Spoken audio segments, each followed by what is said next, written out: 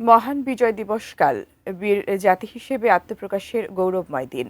যাদের আত্মত্যাগের বিনিময়ে স্বাধীনতা রাত পোহালেই সেই বীর মুক্তিযোদ্ধাদের সশ্রদ্ধায় স্মরণ করবে জাতি। প্রস্তুত জাতীয় স্মৃতিসৌধ। সাভার প্রতিনিধি কামরুজ্জামানের পাঠানো তথ্য ছবিতে ডেস্ক রিপোর্ট।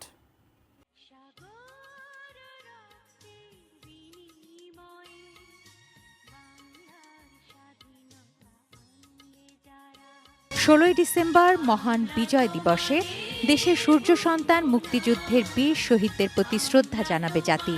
শ্রদ্ধায়, স্মরণে, ভালোবাসা আর আবেগময়তায় সিক্ত হবে জাতীয় স্মৃতিসৌধ। প্রস্তুতি শেষ। পুরো সৌধ প্রাঙ্গণ ধুয়ে মুছে সাজানো হয়েছে বর্ণিল সাজে। রংতুলির আঁচড়ে হয়ে উঠেছে মহিমায় উদ্ভাসিত শ্রদ্ধার সৌধ। স্বাস্থ্যকর অল টাইম ফ্যামিলি কেক, সব সময় অল টাইম হেলদি লাইফ। আমাদের কাজ করতে খুব ভালো লাগতেছে, আমরা আনন্দ পাইতেছি। ধোয়া মোছা পরিষ্কার পরিচ্ছন্ন কাজ, ফুল গাছ রোপণ, পয়েন্টিং কাজ, রং তুলি কাজ, লেক সংস্কার কাজ সহ বিভিন্ন দিকে সিসি ক্যামেরা স্থাপন সহ অন্যান্য কাজ ইতিমধ্যে সম্পন্ন হয়েছে। বিজয় দিবসের সূর্যোদয়ের সাথে সাথে স্মৃতিসৌধে ফুল দিয়ে জাতির বীর শহীদদের প্রতি শ্রদ্ধা জানাবেন রাষ্ট্রপতি ও প্রধান উপদেষ্টা।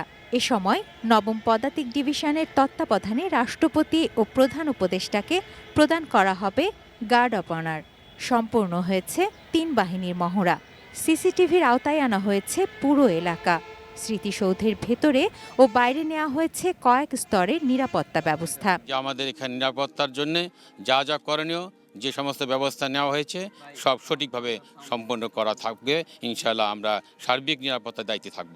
রাষ্ট্রপতি ও প্রধান উপদেষ্টার শ্রদ্ধা নিবেদনের পর সর্বস্তরের মানুষের জন্য খুলে দেয়া হবে জাতীয় স্মৃতিসৌধের দুয়ার।